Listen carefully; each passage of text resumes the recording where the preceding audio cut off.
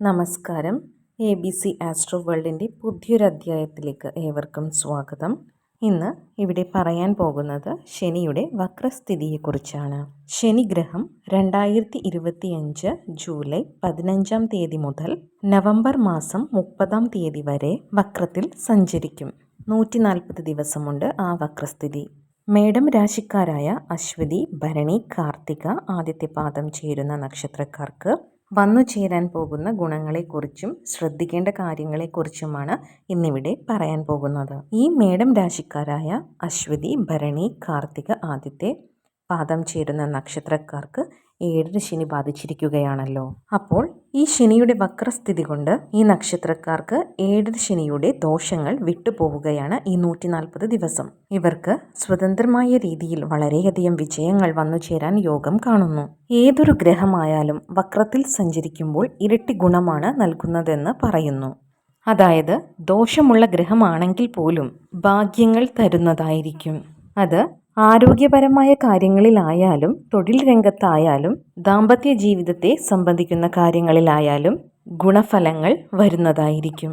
ശനിദശയെ സംബന്ധിച്ചിടത്തോളം ഈ മേടം നക്ഷത്രക്കാർക്ക് അതിൻ്റെ ഫലങ്ങൾ കണ്ടു തുടങ്ങിയിരിക്കുന്നു. ഈ നക്ഷത്രക്കാർക്ക് ആരോഗ്യപരമായ ഒട്ടനവധി പ്രശ്നങ്ങൾ ഈ ഇടക്കാലങ്ങളിൽ സംഭവിച്ചിട്ടുണ്ട്. അതുപോലെ തന്നെയാണ് അപകടങ്ങൾ. അതുപോലെ തന്നെ മനസ്സറിയാത്ത കാര്യങ്ങൾക്ക് അപവാദങ്ങൾ കേൾക്കുക, മാനഹാനി സംഭവിക്കുക, ഇങ്ങനെയുള്ള കാര്യങ്ങളും സംഭവിക്കുന്നു ഈ ശനിയുടെ അപഹാരം മൂലം. അതുപോലെ തന്നെ ദാമ്പത്യ ജീവിതത്തിൽ പ്രശ്നങ്ങളും അനുഭവിച്ചിരിക്കുന്ന ഈ നക്ഷത്രക്കാർക്ക് അതിൽ നിന്നെല്ലാം ഒരു മോചനം ഈ 140 ദിവസം ഉണ്ടാകുന്നതാണ്. ഈ നക്ഷത്രക്കാർക്ക് കാര്യങ്ങളെല്ലാം വേണ്ട വിധത്തിൽ ശ്രദ്ധിക്കാനും പ്രവർത്തനങ്ങളിൽ വൻ നേട്ടങ്ങളും വിജയങ്ങളും ഉണ്ടാകുന്നതിനും ഈ നേട്ടങ്ങളും വിജയങ്ങളും മുന്നോട്ട് എങ്ങനെ കൊണ്ടുപോകാം എന്ന് മനസ്സിലാക്കാൻ പറ്റുന്ന കാലഘട്ടം കൂടിയാണ് ഈ വരുന്ന 140 ദിവസം. ഈ വരുന്ന ദിവസങ്ങൾ വേണ്ട വിധത്തിൽ നന്നായി വിനിയോഗിക്കണം. അലസതയെല്ലാം വെടിഞ്ഞ് വന്നു ചേരുന്ന പുതിയ മാർഗങ്ങൾ സ്വീകരിച്ച് തൊഴിൽ രംഗത്ത് പുരോഗതി കൈവരിക്കാനായി സാധിക്കും. ഇത് കാർഷിക രംഗത്ത് ജോലി ചെയ്യുന്നവരായാലും മറ്റ് സേവന രംഗങ്ങളിൽ ജോലി ചെയ്യുന്നവരായാലും, അതായത് സെക്യൂരിറ്റി വിഭാഗത്തിൽ ജോലി ചെയ്യുന്നവർ, പോലീസുകാർ, അധ്യാപകർ, ഗവൺമെൻറ് ജോലിക്കാർ, IT മേഖലകളിൽ ജോലി ചെയ്യുന്നവർ, മറ്റു സേവനങ്ങൾ ചെയ്യുന്നവർ, ഇവർക്കെല്ലാം അനുകൂലമാണ് ഈ ശനിയുടെ വക്രസ്ഥിതി കൊണ്ട്. വിദ്യാർത്ഥികൾക്ക് വിദ്യാഭ്യാസത്തിൽ വിജയം കൈവരിക്കാൻ സാധിക്കുന്നതാണ്. പലവിധ നേട്ടങ്ങൾ ഇവരെ തേടി വരുന്നതായിരിക്കും.